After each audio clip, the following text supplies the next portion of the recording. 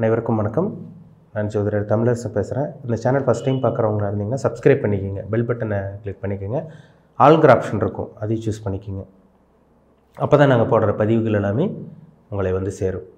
இன்றைக்கி நம்ம இந்த பதிவில் பார்க்க போகிற தலைப்பு மார்ச் மாத ராசி பலன் 2024 காலபுருஷ தத்துவப்படி 5ஆம் ராசியான சிம்ம ராசி நேயர்களுக்கு எப்படி இருக்குன்னு பார்க்கலாம். சிம்ம ராசி, உங்கள் ராசிநாதன் சூரியன் எங்கே இருக்கார்? 7ஆம் இடத்துல சனியோட வீட்டில் இருக்கார், அதாவது கும்பராசியில் இருக்காங்க. உங்கள் ராசிக்கு 2ஆம் இடத்துல கேது கன்னி ராசியில் இருக்காங்க. உங்கள் ராசிக்கு 6ஆம் இடத்துல சுக்கிரன் மற்றும் செவ்வாய் மகர ராசியில் இருக்காங்க. 8ஆம் இடத்துல உங்களுக்கு வந்து பார்த்திங்கன்னா ராகு வந்து பார்த்திங்கன்னா மீன ராசியில் இருக்காங்க. 9ஆம் இடமான பாக்கியஸ்தானத்தில் குரு மேச ராசியில் சஞ்சரிச்சுட்டு இருக்காங்க. இதுதான் மார்ச் மாதம் 1ஆம் தேதிக்கு உண்டான கிரக நிலைகள். மார்ச் மாதம் 8ஆம் தேதி சுக்கிரன் மற்றும் புதனோட பயிற்சி நடக்கும். மார்ச் மாதம் 14ஆம் தேதி சூரியனோட பயிற்சி நடக்கும், அதாவது உங்கள் ராசிநாதனோட பயிற்சி நடக்கும். மார்ச் மாதம் 15ஆம் தேதி செவ்வாயோட பயிற்சி நடக்கும். மார்ச் மாதம் 26ஆம் தேதி மறுபடியும் புதனோட பயிற்சி நடக்கும். எப்படி இருக்குன்னு பார்க்கலாம். சிம்மராசி நேயர்களுக்கு இந்த மாதம் எப்படி இருக்குன்னு பார்ப்போம். உங்கள் ராசிநாதன் சூரியன் 7ஆம் இடத்துல சனியோடு இருக்காருங்க. அது நல்ல ஒரு அமைப்பு கிடையாது, சரிங்களா? ராசிநாதன் வந்து உங்கள் சொந்த வீட்டை ராசிநாதன் வந்து ராசியை பார்த்தாலும் சனியோடு சேர்ந்துருக்கிறது தப்பு தான். அப்போ ராசிநாதன் சனியோடு சேர்ந்துருக்கிற ஒரு நெகட்டிவான ஒரு அமைப்பு இருக்கும். அதே மாதிரி இந்த மாதம் 14ஆம் தேதிக்கு அப்புறம் பாருங்கள் ராகுவோட போய் சேர்றார். குழப்பங்கள் இருக்கும். சிம்மராசி நேயர்களுக்கு வந்து பார்த்திங்கன்னா குழப்பங்கள் இருக்கும். இது எல்லாம் மீறி உங்களுக்கு பார்த்திங்கன்னா குருவோட பார்வை உங்களை சமாளிக்க வைக்கும். ஏன்னா உங்கள் ராசிக்கு வந்து பாருங்கள் 9ஆம் இடத்துல குரு இருக்கார், உங்கள் ஜென்ம ராசி பார்க்குறாரு. அப்போ நீங்கள் போய் இருட்டுக்குள்ளே மாட்டிக்கிறீங்க, சனியோடையும் ராகுவோட போய் மாட்டிக்கிறீங்க. உங்கள் மேலே ஒரு வெளிச்சம் படுது. அப்போ குருவோட பார்வை விழுக்கிறதுனால ஒரு 50% தப்பிச்சுக்குவீங்க இந்த மாதம். ஒரு 50% குழப்பம் இருக்குங்க, சரிங்களா? அதனால் யாரையும் நம்ப வேண்டாம். பண விஷயத்தில் கொஞ்சம் கவனமாக இருங்க. கணவன் மனைவியோட உடல் ஆரோக்கியத்தில் கவனமாக இருக்கணும். கணவன் மனைவிக்குள்ள கருத்து வேறுபாடு வரைக்கும் அதிகப்படியான வாய்ப்புகள் இருக்குது சிம்மராசி நேயர்களுக்கு. என்ன காரணம்னா ராசிநாதன் 7ஆம் இடத்துல போய் உங்களுக்கு சனியோட சேர்றார். அண்டர்ஸ்டாண்டிங் இல்லாமல் இருக்கும். வீட்டுக்குள்ளேயே கருத்து வேறு, வீட்டுக்குள்ளேயே ஒரே வீட்டிலேருந்து பாருங்கள் தனித்தனி பிரிஞ்சவங்க இருப்பாங்க. இதெல்லாம் பாருங்கள் அவங்க ஜாதகத்தில் வந்து இந்த 7ஆம் இடம் கெட்டு போயிருக்கும். 7ஆம் அதிபதி குடும்பஸ்தானம்லாம் கெட்டு போயிருக்கும்.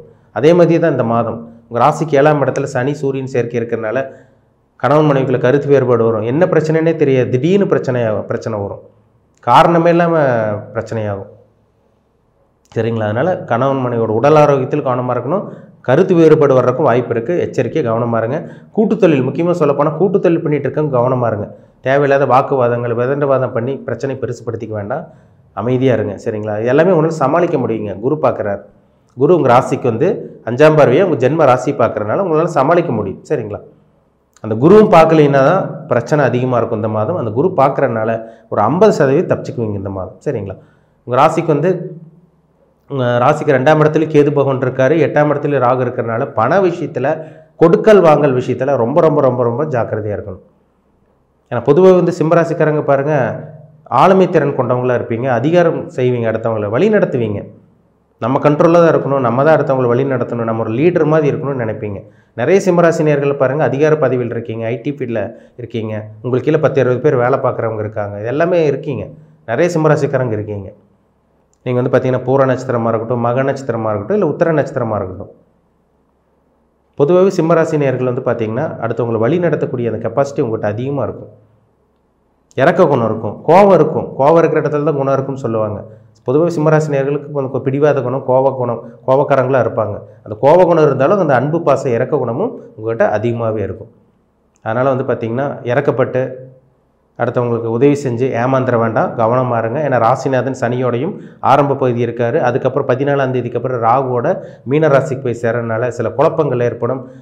யோசிச்சு நிதானமாக யோசிச்சு முடிவெடுங்க.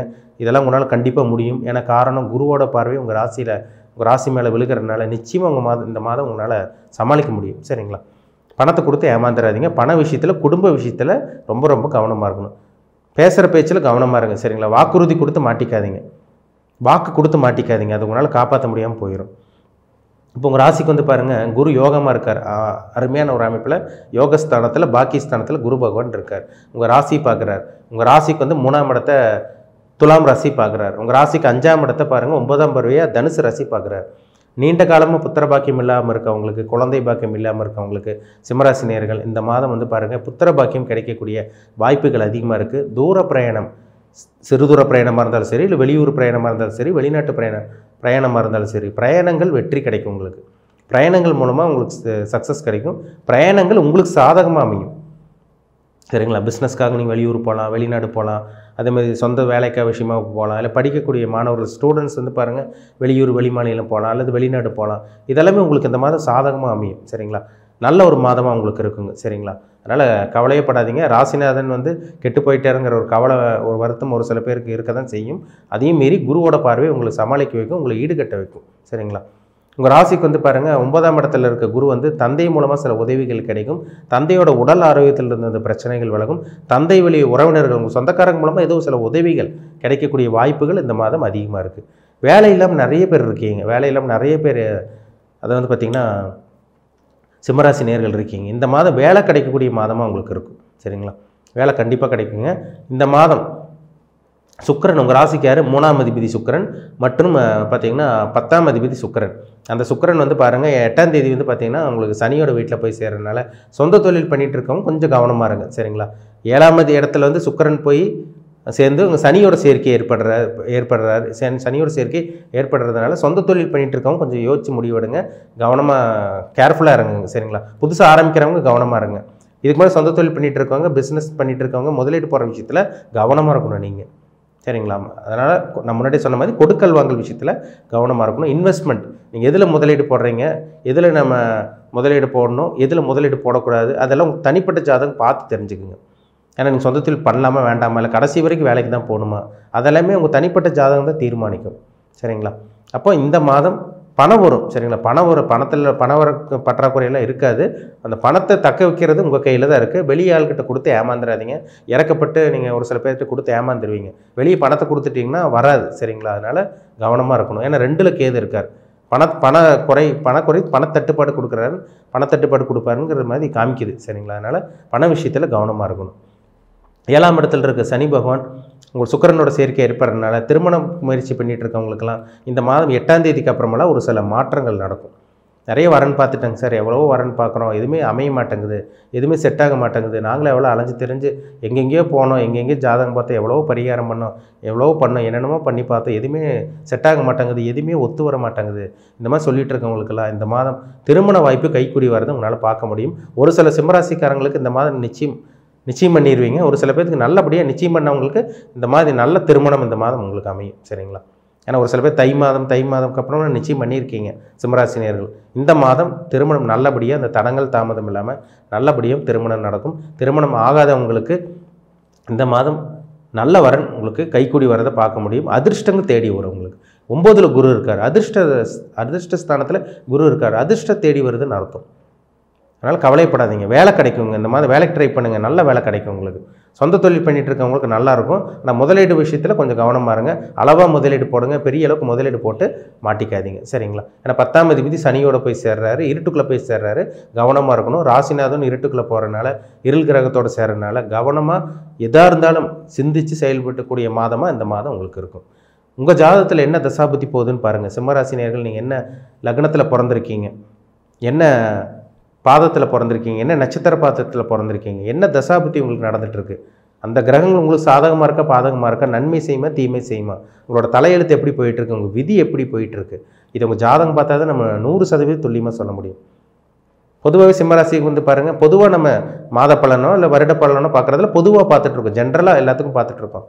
லட்சக்கணக்கில் கோடிக்கணக்கில் பேர் சிம்மராசிக்காரங்க இருப்பாங்க. எல்லாத்துக்கும் ஒரே மாதிரி நடந்துறாது. அவங்கவுங்க தனிப்பட்ட ஜாதகத்தில் என்ன வர வாங்கிட்டு வந்திருக்காங்க, என்ன அமைப்பில் பிறந்திருக்காங்க, என்ன கிரகத்தோட தாக்கத்தில் பிறந்திருக்காங்க. நவகிரகங்கள் தான் மனுஷனோட வாழ்க்கையை தீர்மானிக்குது.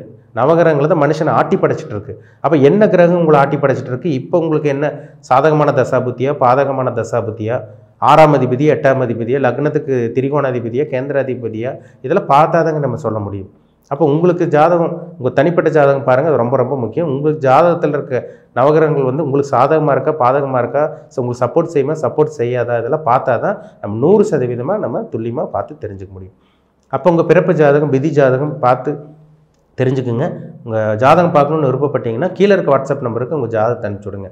அப்பாயின்மெண்ட் வாங்கிக்கோங்க. உங்கள் தனிப்பட்ட ஜாதகம் பார்த்து நம்ம டீப்பாக தெளிவாக நம்ம துல்லியமாக பார்த்து தெரிஞ்சுக்கலாம். உங்களோட வாழ்க்கை எப்படி இருக்கும், எப்போ நல்லா இருப்பீங்க, எப்போ செட்டில் ஆவீங்க, நல்ல காலம் உங்களுக்கு எப்போ பிறக்க போகுது, எப்போ விடிவு காலம் பிறக்கும், எல்லாமே உங்கள் தனிப்பட்ட ஜாதகம் பார்த்து நம்ம துல்லியமாக பார்த்து தெரிஞ்சுக்கலாம். மீண்டும் அடுத்த பதிவில் சந்திக்கும் வரை உங்களிடமிருந்து விடைபெறுவது உங்கள் ஜோதிடர் தமிழரசன். இந்த சேனல் பிடிச்சிருந்தா உங்கள் நண்பர்களுக்கும் உறவினருக்கும் ஷேர் பண்ணுங்கள், லைக் பண்ணுங்கள், சப்ஸ்கிரைப் பண்ணுங்கள், பெல் பட்டனை கிளிக் பண்ணிக்கோங்க, ஆளுங்கிற ஆப்ஷன் இருக்கும் அதையும் சூஸ் பண்ணிக்கோங்க. அப்போ தான் நாங்கள் போடுற பதிவுகள் எல்லாமே உங்களை வந்து சேரும். நன்றி, வணக்கம்.